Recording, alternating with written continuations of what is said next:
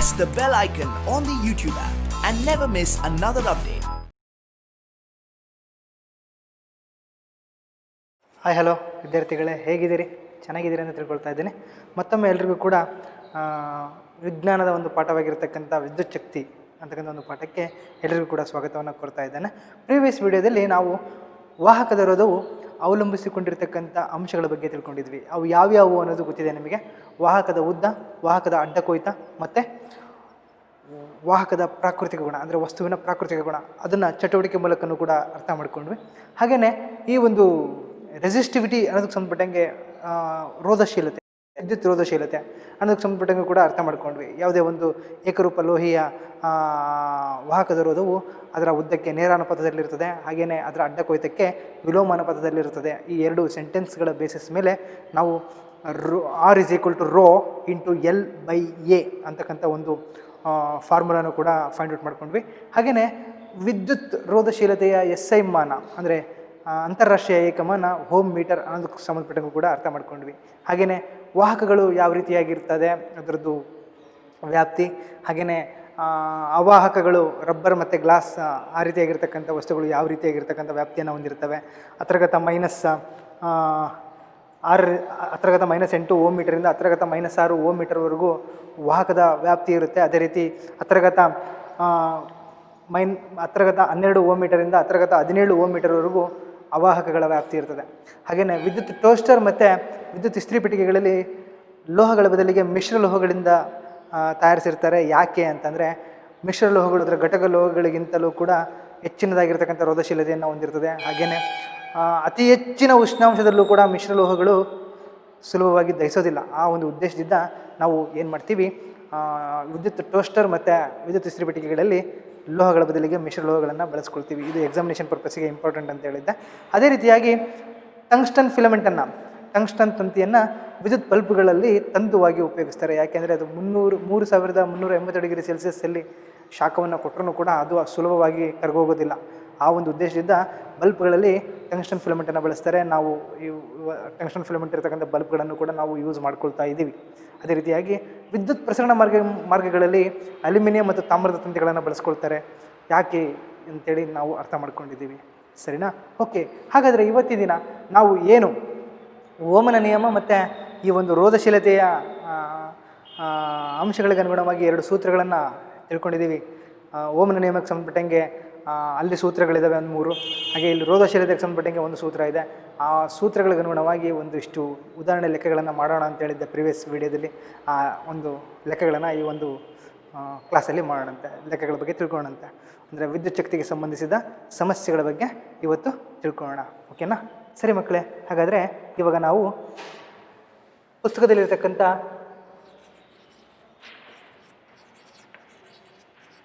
ಉದಾಹರಣೆ ಲೆಕ್ಕಕ್ಕೆ ಹೋಗೋಣ.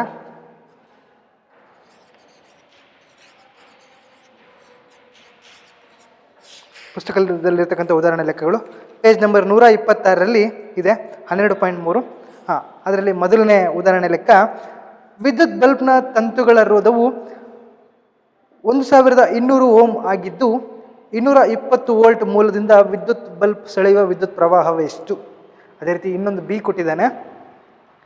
ಹೀಟರ್ನ ಸುರುಳಿಯ ರೋಧವು 100 ಓಮ್ ಆಗಿದ್ದು 220 ವೋಲ್ಟ್ ಮೂಲದಿಂದ ವಿದ್ಯುತ್ ಹೀಟರ್ನ ಸುರುಳಿಯು ಸೆಳೆಯುವ ವಿದ್ಯುತ್ ಪ್ರವಾಹವೆಷ್ಟು? ಇಲ್ಲಿ ವಿದ್ಯುತ್ ಪ್ರವಾಹವನ್ನು ನಾವು ಕಂಡುಹಿಡಬೇಕಾಗುತ್ತೆ. ಆದರೆ ಇಲ್ಲಿ ಎರಡನ್ನೂ ಕೂಡ ಕಂಪೇರ್ ಮಾಡಿದಾಗ 220 ವೋಲ್ಟ್ ವಿಭವಾಂತರ ಇರತಕ್ಕಂಥದ್ದು ಸರ್ವೇ ಸಾಮಾನ್ಯವಾಗಿ ಕಂಡು ಬರ್ತಾ ಇದೆ. ಹಾಗಾದರೆ ವಿದ್ಯುತ್ ಬಲ್ಬು ಎಷ್ಟು ವಿದ್ಯುತ್ತನ್ನು ಸೆಳೆದುಕೊಳ್ಳುತ್ತೆ, ಹಾಗೆ ವಿದ್ಯುತ್ ಹೀಟರ್ನ ಸುರುಳಿ ಎಷ್ಟು ವಿದ್ಯುತ್ತನ್ನು ಸೆಳೆಯುತ್ತೆ ಅನ್ನೋದನ್ನು ಕಂಡುಹಿಡಬೇಕು, ಕಂಪ್ಯಾರಿಸನ್ ಮಾಡಬೇಕು. ಆವಾಗ ವಿದ್ಯುತ್ ಪ್ರವಾಹ ಯಾವುದರಲ್ಲಿ ಎಷ್ಟು ಹೋಗ್ತಾ ಇದೆ ಅನ್ನೋದು ಕೂಡ ಗೊತ್ತಾಗುತ್ತೆ ನಮಗೆ. ಈಗ ಮೊದಲನೇದು ಕಂಡುಹಿಡಿಯೋಣ. ಫಸ್ಟು ಏನಪ್ಪ ಅಂತಂದರೆ, ನೀವು ಪುಸ್ತಕವನ್ನು ಪ್ರಾಬ್ಲಮನ್ನು ನೀಟಾಗಿ ಓದ್ಕೊಳ್ಬೇಕು. ಪುಸ್ತಕ ನೀಟಾಗಿ ಓದ್ಕೊಂಡ್ರೆ ನಿಮಗೆ ಈಸಿಯಾಗಿ ಇದು ಅರ್ಥ ಆಗುತ್ತೆ. ಯಾವೆಲ್ಲ ಅಂಶಗಳನ್ನ ಕೊಟ್ಟಿದ್ದಾನೆ. ವಿಭವಾಂತರ ಅಂದರೆ ವಿ, ಹೋಮ್ ಅಂದರೆ ರೋಧ, ವಿದ್ಯುತ್ ಪ್ರವಾಹ ಕಂಡುಹಿಡಬೇಕು. ಎರಡಕ್ಕೂ ಕೂಡ 2 ಎ ಮತ್ತು ಬಿ. ಸರಿನಾ? ಮೊದಲಿಗೆ ನಾನು ಎ ಮಾಡ್ತಾ ಇದ್ದೀನಿ. ಉದಾಹರಣೆ 1 ಲೆಕ್ಕ ಎ ಮಾಡ್ತಾ ಇದ್ದೀನಿ. ಸರಿ, ಇವೆರಡನ್ನು ಕಂಪೇರ್ ಮಾಡೋಣಂತೆ. ಓಕೆ, ಎನಲ್ಲಿ ಏನು ಕೊಟ್ಟಿದ್ದಾನೆ? ಎಸ್ ರೋಧ ಕೊಟ್ಟಿದ್ದಾನೆ. ವಿದ್ಯುತ್ ಬಲ್ಬ್ನ ತಂತುಗಳ ರೋಧ ಅಂತ ಅಂದರೆ ಆರ್ ಎಷ್ಟು ಕೊಟ್ಟಿದ್ದಾನೆ 1200 ಓಮ್. ಅದೇ ರೀತಿಯಾಗಿ ವಿಭವಾಂತರ ಕೊಟ್ಟಿದ್ದಾನೆ ವಿ 220 ವೋಲ್ಟ್. ಏನು ಕಂಡಿಡಬೇಕಿಲ್ಲಿ ವಿದ್ಯುತ್ ಪ್ರವಾಹ ಐ ಕಂಡಿಡಬೇಕು. ಸರಿನಾ? ಓಕೆ. ನಮಗೆ ಗೊತ್ತಿರುವ ಹಾಗೆ ಓಮನ ನಿಯಮದ ಪ್ರಕಾರ ನಾವು ಏನು ಕಂಡಿಡಬೇಕು ಅನ್ನೋದಕ್ಕೆ ಸಂಬಂಧಪಟ್ಟಂಗೆ ತಿಳ್ಕೊಳ್ಳೋಣಂತೆ.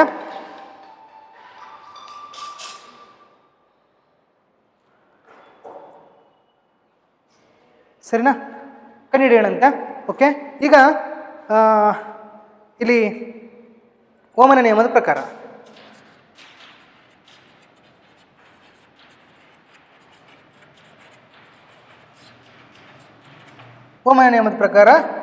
ಐ ಈಸ್ ಈಕ್ವಲ್ ಟು ವಿದ್ಯುತ್ ಪ್ರವಾಹ ಐ ಈಸ್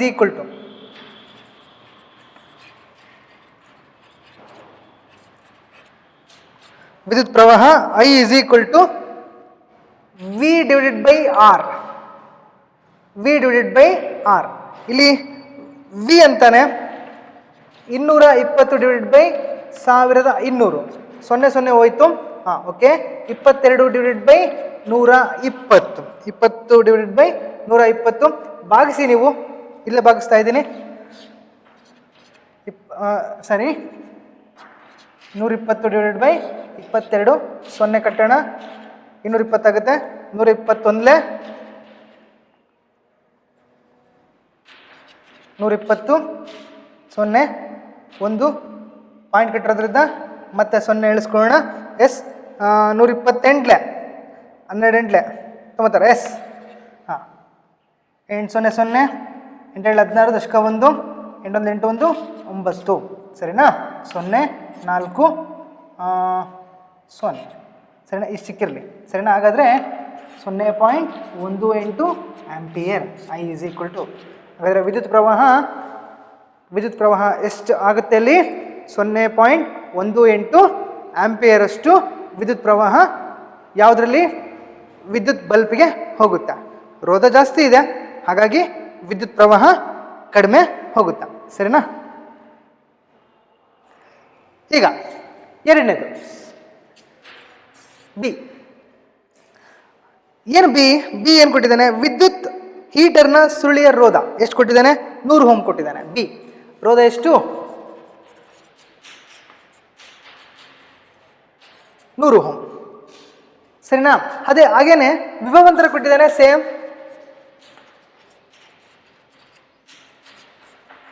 ಎಷ್ಟು?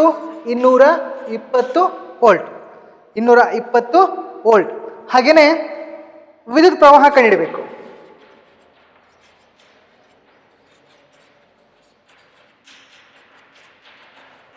ವಿದ್ಯುತ್ ಪ್ರವಾಹ ಐ ಕಂಡುಹಿಡಬೇಕು ಓಮನ ನಿಯಮದ ಪ್ರಕಾರ.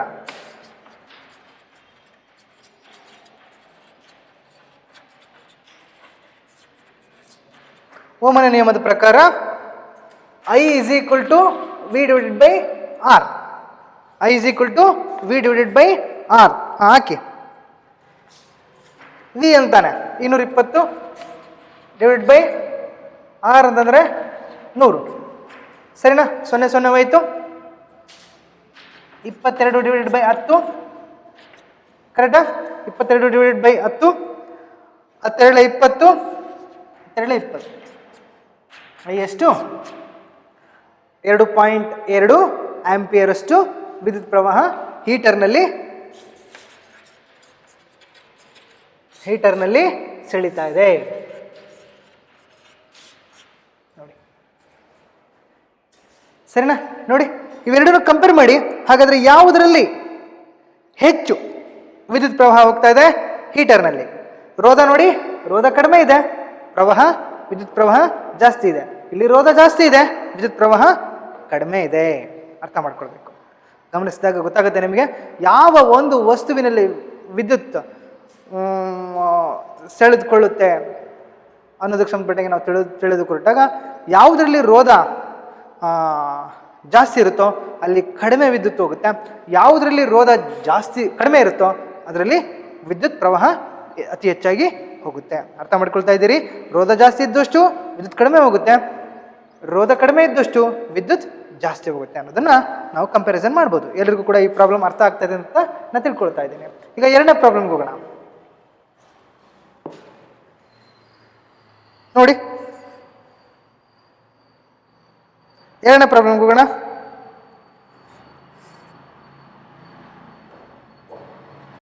ಎಸ್, ಒಂದು ವಿದ್ಯುತ್ ಹೀಟರ್ ವಿದ್ಯುತ್ ಮೂಲದಿಂದ 4 ಆಂಪಿಯರಷ್ಟು ವಿದ್ಯುತ್ ಸೆಳೆಯುವಾಗ ಅದರ ತುದಿಗಳ ನಡುವಿನ ವಿಭವಾಂತರವು 60 ವೋಲ್ಟ್ ಆಗಿದ್ದು, ಸದರಿ ವಿದ್ಯುತ್ ಹೀಟರ್ನ ವಿಭವಾಂತರ 120 ವೋಲ್ಟ್ಗೆ ಹೆಚ್ಚಿಸಿದಾಗ ಆ ವಿದ್ಯುತ್ ಹೀಟರ್ ಸೆಳೆಯುವ ವಿದ್ಯುತ್ ಪ್ರವಾಹ ಎಷ್ಟು? ಅರ್ಥ ಆಗ್ತಿದೆ ಅಂತ ತಿಳ್ಕೊಳ್ತಾ ಇದ್ದೀನಿ. ಈಗ ಒಂದು ವಿದ್ಯುತ್ ಹೀಟರ್ ಇದೆ, ಅದರದ್ದು 2 ತುದಿಗಳ ನಡುವೆ ವಿಭವಾಂತರ 120 ವೋಲ್ಟ್ ಇದೆ. ಅದರೊಳಗಡೆ 4 ಆಂಪಿಯರ್ ಅಷ್ಟು ವಿದ್ಯುತ್ತನ್ನು ಪ್ರವಹಿಸಿದಂಥ ಸಂದರ್ಭದಲ್ಲಿ ಅಲ್ಲಿ ವಿಭವಾಂತರವನ್ನು ಹೆಚ್ಚಿಸ್ಕೊಳ್ತಾ ಇದ್ದೀವಿ. 120 ವೋಲ್ಟ್ಗೆ ಹೆಚ್ಚಿಸಿದಂಥ ಸಂದರ್ಭದಲ್ಲಿ ಅದು ಎಷ್ಟು ಆಂಪಿಯರ್ ಅಷ್ಟು ವಿದ್ಯುತ್ತು ಪ್ರವಹಿಸ್ತದೆ ಅನ್ನೋದನ್ನು ಕಂಡಿಬೇಕಾಗತ್ತಾ? ಸರಿನಾ? ರಿಲೇಷನ್ಸ್ಗಳಿಗೆ ಸಂಬಂಧಪಟ್ಟಂಗೆ ನಾವು ತಿಳ್ಕೊಳ್ತಾ ಇದ್ದೀವಿ. ಇಲ್ಲಿ ಸ್ವಲ್ಪ ವ್ಯತ್ಯಾಸ ಮಾಡಿ ಮಾಡೋಣಂತೆ. ಸರಿನಾ? ಓಕೆ,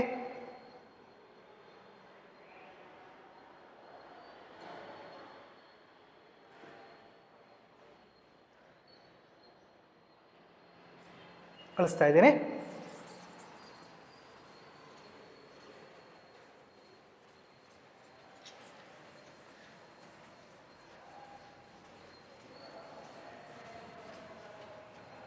ಉದಾಹರಣೆ 2. ಫಸ್ಟು ಏನು ಕಂಡುಹಿಡಿಯೋಣ ಅಂತಂದರೆ, ಅದ್ರದ್ದು 60 ವೋಲ್ಟ್ ವಿಭವಾಂತರ ಇದ್ದಂಥ 60 ವೋಲ್ಟ್ ವಿಭವಾಂತರ ಇರಬೇಕಾದ್ರೆ 4 ಆಂಪಿಯರ್ ಅಷ್ಟು ಕರೆಂಟ್ ಪಾಸ್ ಆಗ್ತಾ ಇರಬೇಕಾದ್ರೆ ಓಮನ ನಿಯಮದ ಪ್ರಕಾರ ಅದರ ರೋಧ ಎಷ್ಟು ಅನ್ನೋದನ್ನು ಕಂಡುಹಿಡಿಯೋಣ ಫಸ್ಟ್. ತದನಂತರ ನಾವು 120 ವೋಲ್ಟ್ಗೆ ಹೆಚ್ಚಿಸಿದಾಗ ಹೇಗೆ ಎಷ್ಟು ವಿದ್ಯುತ್ ಪ್ರವಹಿಸ್ತದೆ ಅನ್ನೋದನ್ನು ಕಂಡುಹಿಡಿಯೋಣ. ಸರಿನಾ? ಮೊದಲಿಗೆ ಕೊಟ್ಟಿರ್ತಕ್ಕಂಥದ್ದನ್ನು ಬರೆಯೋಣ.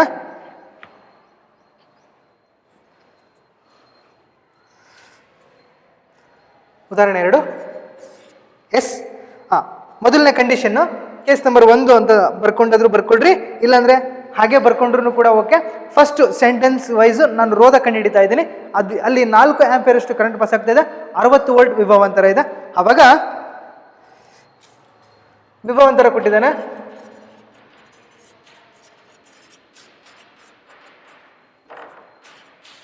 ಅರವತ್ತು ವೋಲ್ಟ್ ಕೊಟ್ಟಿದ್ದಾನೆ. ಹಾಗೇನೆ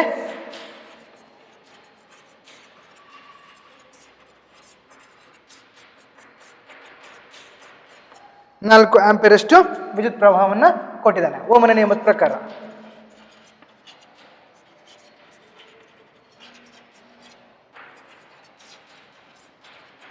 ಓಮನ ನಿಯಮದ ಪ್ರಕಾರ ಇಲ್ಲಿ ಏನು ಕಂಡುಹಿಡಿಬೇಕಾಗುತ್ತೆ? ರೋಧ ಕಂಡುಹಿಡಿಬೇಕಾಗುತ್ತೆ. R is equal to V by I.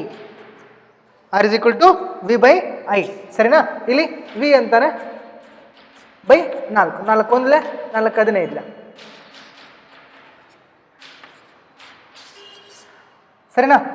ಹಾಗಾದರೆ ಮಕ್ಕಳೇ, ನಾವಿಲ್ಲಿ ರೋಧವನ್ನು ಕಂಡುಹಿಡಿದಿದ್ದೀವಿ. ಮೊದಲಿಗೆ 60 ವೋಲ್ಟ್ ವಿಭವಾಂತರ ಇದ್ದು 4 ಆಂಪಿಯರ್ ಅಷ್ಟು ಕರೆಂಟ್ ಪಾಸ್ ಆಗ್ತಾ ಇದ್ದಾಗ ಅಲ್ಲಿ ರೋಧ ಎಷ್ಟಾಗುತ್ತೆ? 15 ಓಮ್ಗಳಷ್ಟು ಇರುತ್ತದೆ. ಸರಿನಾ? ಈಗ ನಾವೇನು ಮಾಡೋಣ ಅಂತಂದರೆ, ಈ ಒಂದು ವಿಭವಾಂತರವನ್ನು 120 ವೋಲ್ಟ್ಗೆ ಹೆಚ್ಚಿಸಿದಾಗ ಅಲ್ಲಿ ಎಷ್ಟು ವಿದ್ಯುತ್ ಸೆಳೀತದೆ ಅನ್ನೋದನ್ನ ಕಂಡುಹಿಡಿಯಬೇಕಾಗುತ್ತೆ. ಆವಾಗ ರೋಧ ಒಂದೇ ಇರ್ತದೆ, ಬಟ್ ವಿಭವಾಂತರ ಮಾತ್ರ ಡಬಲ್ ಮಾಡಿದ್ದೀವಿ. ವಿಭವಾಂತರವನ್ನು ಡಬಲ್ ಮಾಡಿದ್ದೀವಿ. ಸರಿನಾ? ಓಕೆ. ವಿದ್ಯುತ್ ಹೀಟರ್ನ ವಿಭವಾಂತರವನ್ನು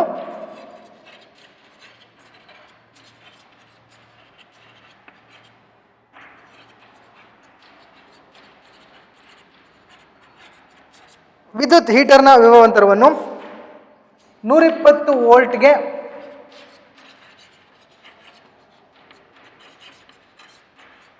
ಹೆಚ್ಚಿಸಿದಾಗ ಆ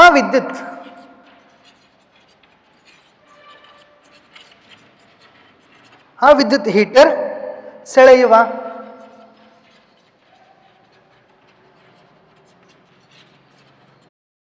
ವಿದ್ಯುತ್ ಪ್ರವಾಹವು ಹಾಂ, ಏನಿಲ್ಲಿ ವಿದ್ಯುತ್ ಪ್ರವಾಹ I = V/R. ಹಾಂ, ಎಸ್, I = V ಅಂತಾನೆ 120/15.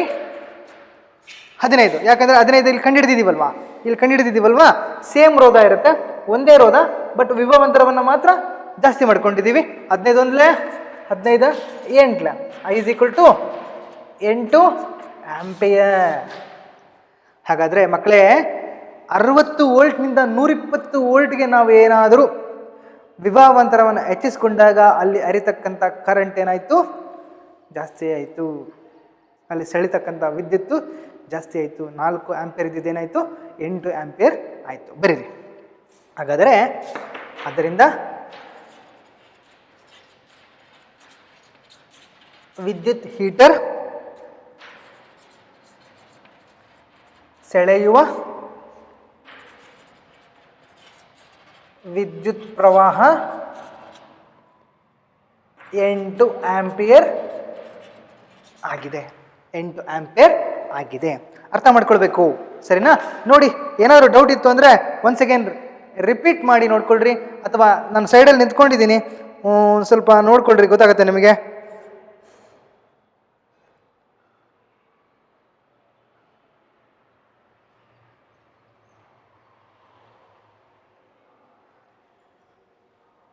ಓಕೆ, ಅರ್ಥ ಆಗ್ತಾಯಿದೆ ಅಂತ ತಿಳ್ಕೊಳ್ತಾ ಇದ್ದೀನಿ ನಾನು. ಓಕೆ, ಈಗ ನೆಕ್ಸ್ಟ್ 3ನೇ ಲೆಕ್ಕಕ್ಕೆ ಹೋಗೋಣ. ಎಲ್ರಿಗೂ ಕೂಡ ಇದು ಅರ್ಥ ಆಗಿದೆ ಅಂತ ತಿಳ್ಕೊಳ್ತಾ ಇದ್ದೀನಿ. ಎಸ್, 3ನೇ ಲೆಕ್ಕ ಇನ್ನೂ ಡಿಫ್ರೆಂಟ್ ಆಗಿದೆ.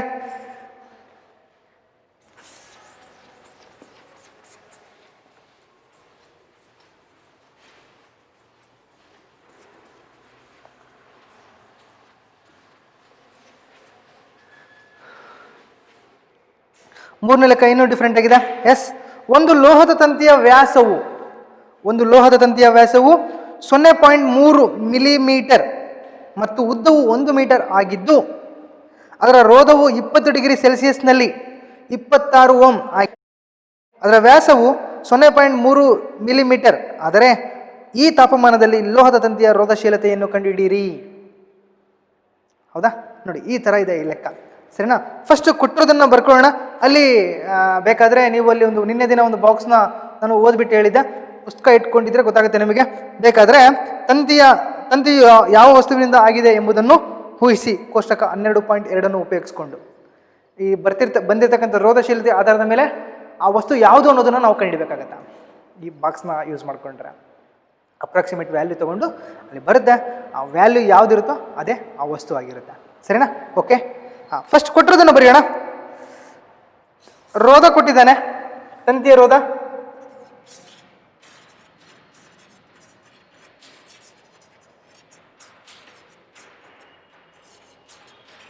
$26 ಓಮ್. ವ್ಯಾಸ ಕೊಟ್ಟಿದ್ದಾನೆ, ಫಸ್ಟ್ ಉದ್ದ ಕೊಟ್ಟಿದ್ದಾನೆ, 1 ಮೀಟರ್. ವ್ಯಾಸ ಕೊಟ್ಟಿದ್ದಾನೆ ಡಿ 0.3 ಮಿಲಿಮೀಟರ್. ಈ 0.3 ಮಿಲಿಮೀಟರನ್ನು ನಾವು ಮೀಟರ್ಗೆ ಕನ್ವರ್ಟ್ ಮಾಡಿಕೊಂಡ್ರೆ, ಇದನ್ನು ಡಿವೈಡೆಡ್ ಬೈ ಮಿಲಿಮೀಟರ್ಗೆ ಕನ್ವರ್ಟ್ ಮಾಡಿಕೊಂಡ್ರೆ that is equal to 0.003 metre ಆಗುತ್ತೆ. ಇಲ್ಲಿ 1000ದಿಂದ ಗುಣಿಸ್ಕೊಂಡ್ರೆ ಏನಾಯಿತು? ಇದನ್ನು ಮೀಟ್ರಿಗೆ ಕನ್ವರ್ಟ್ ಮಾಡ್ಕೊಳ್ಬೇಕು. ಮಿಲಿಮೀಟರ್ ಇರೋದನ್ನು ಮೀಟ್ರಿಗೆ ಕನ್ವರ್ಟ್ ಮಾಡಿಕೊಂಡ್ರೆ ಏನಾಯ್ತು? ಇಲ್ಲಿ 1000 ಸ್ಥಾನದಲ್ಲಿದೆ. ಹಾಗಾಗಿ 3 ಇಂಟು ಪಾಯಿಂಟ್ ಆದಮೇಲೆ 1 2 3 4 10⁻⁻⁴ ಮೀಟರ್ ಆಗುತ್ತೆ. 10⁻⁻⁴ ಮೀಟರ್ ಆಗುತ್ತೆ, ಸರಿನಾ? ಇನ್ನೂ ಸಿಂಪಲ್ ಆಗಿ 1 ಮೀಟ್ರಿಗೆ 100 ಸೆಂಟಿಮೀಟರ್, ಮತ್ತು ಅದನ್ನು 10ರಿಂದ ಗುಣಿಸ್ಕೊಳ್ರಿ, 1000 ಬರುತ್ತೆ. ಯಾಕಂದರೆ 1 ಸೆಂಟಿಮೀಟರಿಗೆ 10 ಮಿಲಿಮೀಟರ್, ಸರಿನಾ? ಇಲ್ಲ ಅಂತಂದರೆ ಈ ಥರ ನಾನು ಹೇಳಿದ್ನಲ್ಲ, 1 ಮೀಟರ್ಗೆ 100 ಸೆಂಟಿಮೀಟರ್, 1 ಸೆಂಟಿಮೀಟರ್ಗೆ 10 ಮಿಲಿಮೀಟರ್. ಹಾಗಿರೋದ್ರಿಂದ 10 ಇಂಟು 100 ಈಸ್ ನಥಿಂಗ್ ಬಟ್ 1000. 1000 ಇದೆ. ಈಗೇನು ಮಾಡ್ತೀರಿ? 0.3 ಡಿವೈಡೆಡ್ ಬೈ 1000 ಮಾಡಿಕೊಂಡ್ರೆ ನಿಮಗೆ 3 × 10⁻⁴ ಮೀಟರ್ ಬರುತ್ತೆ. ಇದು ಸೈಡ್ ವರ್ಕ್. ಬೇಕಾದರೆ ನೀವು ಮಾಡಿಕೊಡ್ರಿ, ಬೇಕಾದರೆ. ಸರಿನಾ? ಕನ್ವರ್ಷನ್ ಮಾಡಿದ್ದೀನಿ. ಈಗ ಇಲ್ಲಿ ಅವನೇನೇನು ಕೊಟ್ಟಿದ್ದಾನೋ ಅದನ್ನೆಲ್ಲ ಬರೆದಿದ್ದೀವಿ. ಈಗ ನಾವು ರೋಧಶೀಲತೆ ಸೂತ್ರವನ್ನು ಹಾಕ್ಕೊಳ್ಬೇಕಾಗತ್ತೆ. ಎಸ್, ನಮಗೆ ಗೊತ್ತಿರುವ ಹಾಗೆ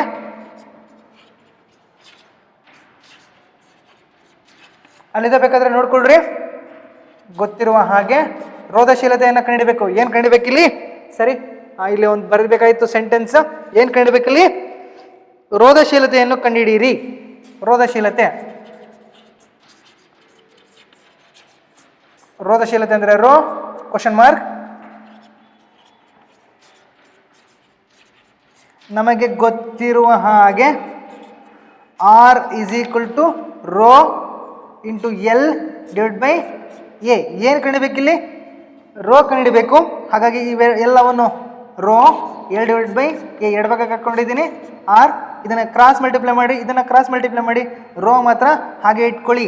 ರೋ = RA / L. ಇದು ಸೂತ್ರ. ಈ ಸೂತ್ರಕ್ಕೆ ಅಪ್ಲೈ ಮಾಡ್ಕೊಳ್ಬೇಕು. ಇಲ್ಲಿ ಎ ಕೊಟ್ಟಿಲ್ಲ. ಎ ಕೊಟ್ಟಿಲ್ಲ ಅಂತಂದರೆ ತಾಮ್ರದ ತಂತಿ ಈ ಥರ ಇದೆ.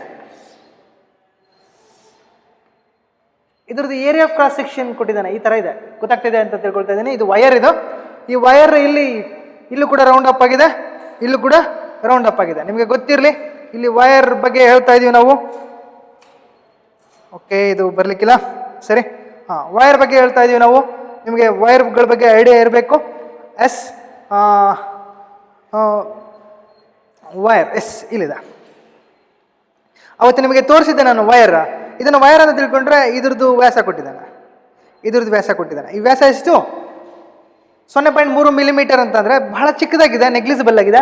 ಅದನ್ನು ನಾವು ಮೀಟ್ರಿಗೆ ಕನ್ವರ್ಟ್ ಮಾಡಿಕೊಂಡ್ರೆ 3 × 10⁻⁴ ಮೀಟ್ರಿಗೆ ಕನ್ವರ್ಟ್ ಆಗಿದೆ. ಸರಿನಾ? ನಮಗೆ ಗೊತ್ತಿರುವ ಹಾಗೆ ಇದು ವೃತ್ತಾಕಾರವಾಗಿರೋದ್ರಿಂದ ವೃತ್ತದ ವಿಸ್ತೀರ್ಣ ಕಂಡುಹಿಡಿಯೋ ಸೂತ್ರ ಏನು? πr².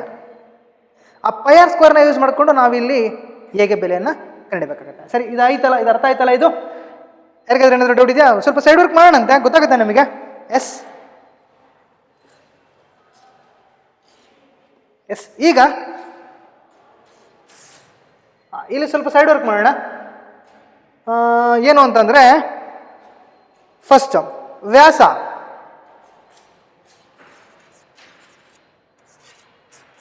D = 2R. D = 2R, small R. ಇಲ್ಲಿ ಸ್ಮಾಲ್ ಆರ್ ಬರ್ಕೊಳ್ಳೋಣ. ಸರಿನಾ? D = 2R. ನಮಗೆ ಆರ್ ಅಷ್ಟೇ ಬೇಕಾಗಿರೋದ್ರಿಂದ D/2. R² = D² / 4. ಬೇಕಾದರೆ ಬರ್ಕೊಡಿ. D/2 2 is nothing but D² / 4. ಸರಿನಾ? ಓಕೆ. ಇಲ್ಲಿ ವೃತ್ತದ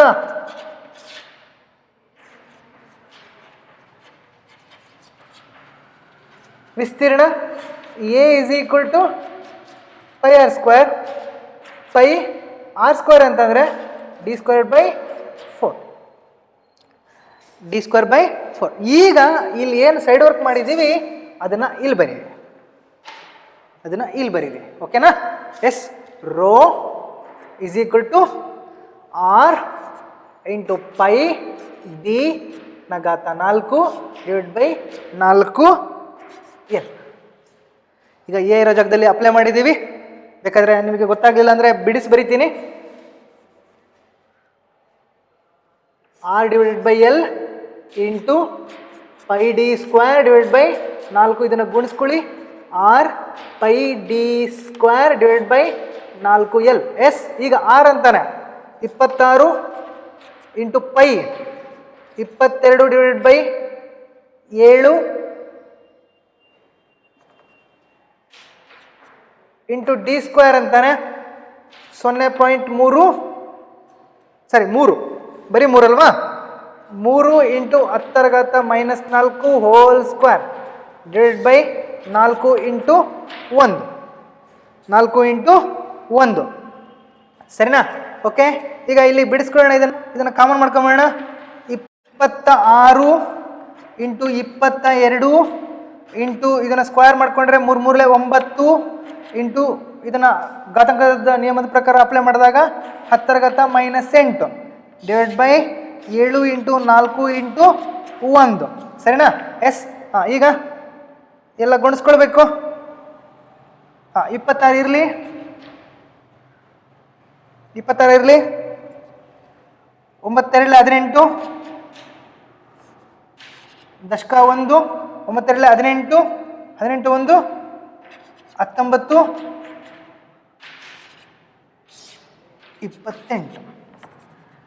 28 ಸರಿನಾ. ಕಾಣಿಸ್ತಾ ಇದೆಯಲ್ಲ. ಎಸ್ ಈಗ 26 ಮತ್ತು 198 198 ಇಂಟು 26 6 48 ದಶಕ 4 6 54 54 58 ದಶಕ 5 6 1 6 5 11 ಸರಿನಾ. 8 2 16 ದಶಕ 1 18 18 19 ದಶಕ 1 2 1 2 1 3 8 14 ದಶಕ 1 10 11 ದಶಕ 1 5 5148 ಡಿವೈಡ್ ಬೈ 28 ಸರಿನಾ ಇಂಟು 10⁻⁸ ಸರಿನಾ. ಯಾವ ಕಡೆ ಅಳಿಸೋಣ. ಎಸ್ ಈ ಕಡೆ ಅಳಿಸ್ಬಿಡೋಣ. ಈಗ ಏನು ಮಾಡಬೇಕು ಅಂತಂದರೆ 5148 28ರಿಂದ ಭಾಗಿಸಿ.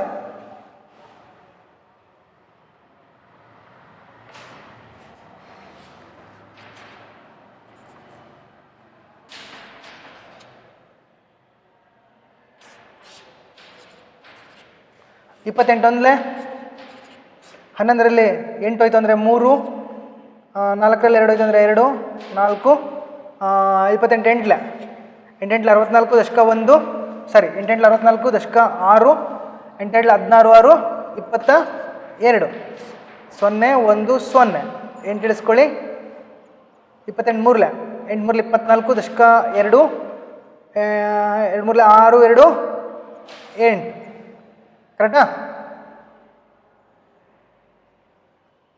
8 3 24 ದಶಕ 2 2 3 6 2 8 ಎಸ್ 4 2 ಪಾಯಿಂಟ್ ಕಟ್ಬಿಟ್ಟು 0 ಇಳಿಸ್ಕೊಳ್ಳಿ 8 224 ಇಲ್ಲ ಇದೆಯಲ್ಲ.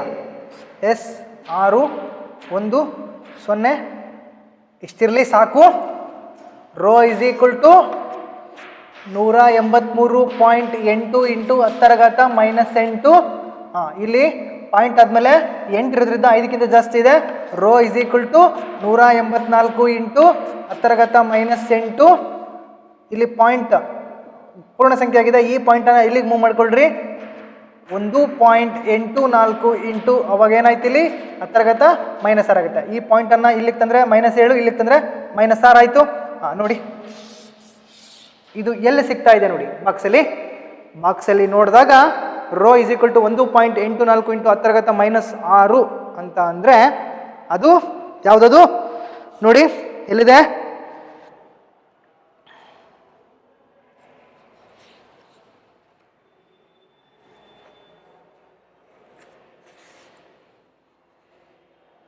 ಎಸ್ ಮ್ಯಾಂಗ್ನೀಸ್ನ ರೋಧಶೀಲತೆ ಆಗಿದೆ ಇದು. ಎಸ್ ಹಾಗಾದರೆ ಈ ಒಂದು 20 ಡಿಗ್ರಿ ಸೆಲ್ಸಿಯಸ್ನಲ್ಲಿ 20 ಡಿಗ್ರಿ ಸೆಲ್ಸಿಯಸ್ನಲ್ಲಿ ಲೋಹದ ತಂತಿಯ ರೋಧಶೀಲತೆ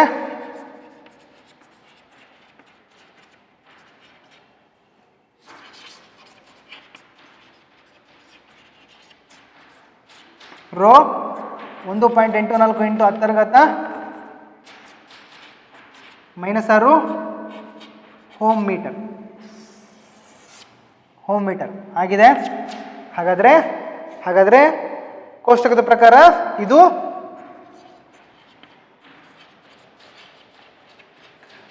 ಮ್ಯಾಂಗನೀಸ್ನ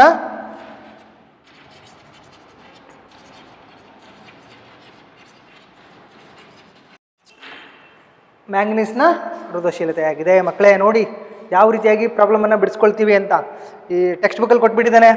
ಡೈರೆಕ್ಟಾಗಿ ಆನ್ಸರ್ ಕೊಟ್ಬಿಟ್ಟಿದ್ದಾನೆ. ನಾವಿಲ್ಲೆಲ್ಲ ಪೂರ್ತಿ ಲೆಕ್ಕಾಚಾರ ಮಾಡಿ ನಾವು ಬಿಡಿಸಿದಾಗ ನಮಗೆ 1.84 ಇಂಟು 10⁻⁻6 ಬರ್ತಾ ಇದೆ. ಇಲ್ಲಿ ಕನ್ವರ್ಷನ್ ಗೊತ್ತಾಯ್ತಲ್ಲ, ಇಲ್ಲಿ ಪಾಯಿಂಟ್ ಇದೆ, ಇದನ್ನು ಪೂರ್ಣ ಸಂಖ್ಯೆ ಮಾಡ್ತಾ ಇದ್ದೀನಿ. ಪೂರ್ಣ ಸಂಖ್ಯೆ ಮಾಡ್ಕೊಂಡ್ರೆ 184 ಆಯಿತು, 184 ಆಗುತ್ತೆ. ಇಲ್ಲಿ 184 ಇಂಟು 10⁻8 ಇದೆ, ಇದನ್ನು -6ಕ್ಕೆ ತರಬೇಕು ನಾವು. ಒಂದು ಒಳ್ಳೆ ವಾಹಕ ಅಲ್ವಾ, ಹಾಗಾಗಿ -6ಕ್ಕೆ ತರಬೇಕಂದ್ರೆ ಇಲ್ಲಿ ಪೂರ್ಣ ಸಂಖ್ಯೆ ಪಕ್ಕದಲ್ಲಿ 184.0 ಇದೆ. ಆ ಪಾಯಿಂಟನ್ನು ಮೂವ್ ಮಾಡಿರಿ. 18.4 ಆದಾಗ 10⁻7 ಆಗುತ್ತೆ. 1.84 ಆದಾಗ 10⁻6 ಆಗುತ್ತೆ. ಅಲ್ಲಿಗೆ ನಿಂದಿರಿಸ್ಕೊಳ್ಳಿ, ಸರಿನಾ? ಓಕೆ, ನೋಡಿ ಎಲ್ರಿಗೂ ಕೂಡ ಇದು ಅರ್ಥ ಆಗ್ತಾ ಇದೆ ಅಂತ ತಿಳ್ಕೊಳ್ತಾ ಇದ್ದೀನಿ. ಈಗ ಮುಂದಿನ ಲೆಕ್ಕಕ್ಕೆ ಹೋಗೋಣ, ಕೊನೆಯ ಲೆಕ್ಕ, ಸರಿನಾ? ಇದನ್ನ ಅಳಿಸ್ತಾ ಇದ್ದೀನಿ. ಎಲ್ರಿಗೂ ಅರ್ಥ ಆಯ್ತಲ್ಲ? ಇದು ಸೈಡ್ ವರ್ಕು ನೀಟಾಗಿ ಬರ್ಕೋಬೇಕು.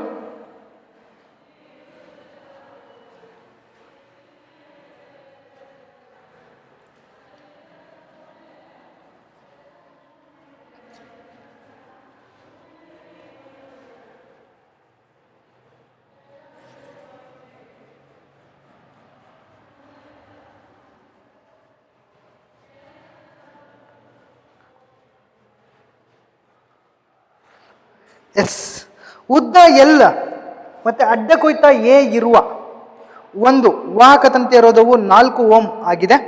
ಅದೇ ರೀತಿ ಇನ್ನೊಂದು ವಾಹಕದ ತಂತಿಯ ಉದ್ದ L/2 ಮತ್ತು ಅದರ ಅಡ್ಡ ಕೊಯ್ತ 2a ಆದಾಗ ಅದರ ರೋಧವನ್ನು ಕಂಡುಹಿಡಿಯಿರಿ. ನೋಡಿ ಯಾವ ರೀತಿ ಕೊಟ್ಟಿದ್ದಾನೆ ಲೆಕ್ಕ. ಫಸ್ಟ್ ಲೆಕ್ಕನೇ ಅರ್ಥ ಮಾಡ್ಕೋಬೇಕು ನೀವು. ಇಲ್ಲಿ ಒಂದು ಉದ್ದ ಇದೆ, ಇದ್ರದ್ದು ಉದ್ದ ಎಲ್, ಅಡ್ಡ ಕೊಯ್ತ ಎ ಆದರೆ ಇನ್ನೊಂದು ಇದ್ರದ್ದು ಉದ್ದ ಅರ್ಧ, ಇದರಲ್ಲಿ ಅರ್ಧ ಆಗಿದೆ L/2. ಹಾಗೆ ಇದ್ರದ್ದು ಅಡ್ಡ ಕೊಯ್ತ 2a ಆದರೆ ರೋಧವನ್ನು ಕಂಡುಹಿಡಿಯಿರಿ. ಸರಿನಾ? ನೋಡಿ ಈ ಥರ ಇದೆ ಲೆಕ್ಕ ಹೇಗಿದೆ ಅಂತ. ಇದು ಮೊದಲನೇ ತಂತಿ, ಇದು ಎರಡನೇ ತಂತಿ. ಅರ್ಥ ಆಗ್ತಿದೆಯಲ್ಲ? ಫಸ್ಟ್ ಇದನ್ನು ಅರ್ಥ ಮಾಡ್ಕೊಳ್ಬೇಕು. ಎರಡು ತಂತಿ ಕೊಟ್ಟಿದ್ದಾನೆ. ಈ ತಂತಿ ಆಧಾರಗಳ ಮೇಲೆ ಮೊದಲನೇ ತಂತಿ ರೋಧ ಎಲ್ ಮತ್ತು ಎ ಹಾಕಿದಾಗ ಎಷ್ಟು ಬರುತ್ತೆ ಅದನ್ನು ಮೊದಲನೇ ತಂತಿ ರೋಧ ಅಂತ ತಗೊಳ್ರಿ. ಹಾಗೆ L/2 ಮತ್ತು 2a ಹಾಕಿದಾಗ ಅದು ಏನು ಬರುತ್ತೆ ಅದನ್ನು R2 ಅಂತ ತಗೊಂಡು ಕ್ಯಾಲ್ಕುಲೇಟ್ ಮಾಡಬೇಕಾಗುತ್ತೆ. ಸರಿನಾ? ಅರ್ಥ ಆಗ್ತಿದೆಯಲ್ಲ? ಎಸ್, ಈ ಚಿತ್ರ ಬೇಕಾದ್ರೆ ಬರ್ಕೊಳ್ರಿ. ಉದಾಹರಣೆ 4. ಎಸ್, ಫಸ್ಟ್ ಕೊಟ್ಟಿರೋದು ಬರೆಯೋಣ. ಮೊದಲನೇ ತಂತಿ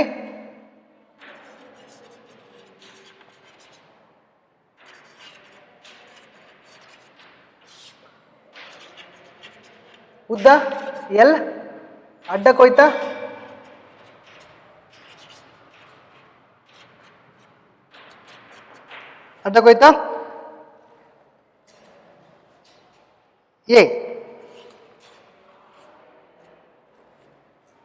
ಎ, ರೋಧ ಕೊಟ್ಟಿದ್ದಾನೆ ಎಷ್ಟು? 4 ಓಮ್. ಆದ್ದರಿಂದ R1 = rho L / A, same ಹಂಗೆ ಇದೆ, = 4 ಓಮ್. ಆದ್ದರಿಂದ R1 = 4. ಸರಿನಾ? ಎರಡನೇ ತಂತಿ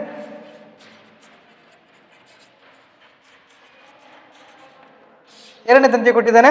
ಎಸ್, ಉದ್ದ ಕೊಟ್ಟಿದ್ದಾನೆ ಎಷ್ಟು? L/2.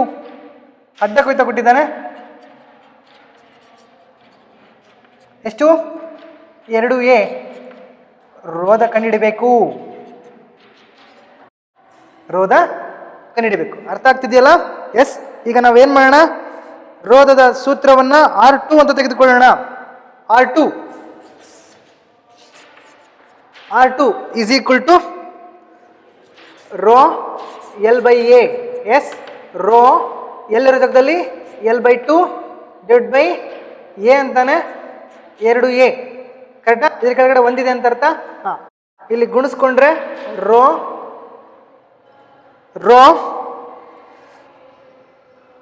1/4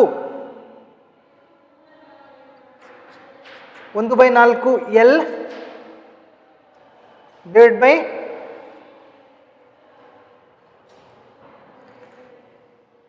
ಡಿವೈಡ್ ಬೈ ಎ ಆಗುತ್ತಾ? ಡಿವೈಡ್ ಬೈ ಎ ಆಗುತ್ತಾ? ಈಗ 1/4 ಹೊರಗಡೆ ತೆಗೆದುಬಿಡಿ. 1/4 into rho L by A. ಅರ್ಥ ಆಯ್ತಾ? ಇದು ಗೊತ್ತಾಯ್ತೇನ್ರಪ್ಪ?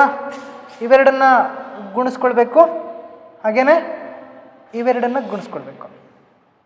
ಎಲ್ ಒಂದ್ಲೆ ಎಲ್ ಮೇಲ್ಗಡೆ ಹೋಯ್ತು, 1 ಇಂಟು ಎಲ್ ಈ ಥರ ಬೇಕಾದರೆ ಇಂಟು ಬರ್ಕೊಳ್ರಿ.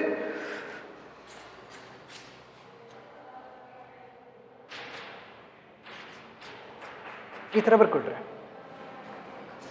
ಸರಿನಾ? ಈಗ ಏನು ಮಾಡಿದ್ವಿ? 1/4 ಕಾಮನ್ ತೆಗೆದಿದ್ದೀವಿ. Row into L by A. ಈ row into L by A ಅಂತಂದರೆ 1/4 ಇದಕ್ಕೆ R1 ಅಂತ ತೆಗೆದುಕೊಳ್ಳೋಣ. ಹಾಂ, R1 ಅಂದರೆ ಏನಿರಲಿ 1/4 ಇಂಟು R1ನ ಬೆಲೆ 4 ಓಮ್ ಇದೆ. 4 ಗೆಟ್ಸ್ ಕ್ಯಾನ್ಸಲ್, 1 ಓಮ್. ಹಾಗಾದರೆ ಮಕ್ಕಳೇ, ಎರಡನೇ ತಂತಿಯ ರೋಧ ಎಷ್ಟು? ಅದನ್ನೇ ಕಂಡಿಬೇಕಾಗಿರೋದು. ಎರಡನೇ ತಂತಿಯ ರೋಧ ಎಷ್ಟು ಹಂಗಾದ್ರೆ? ಆದ್ದರಿಂದ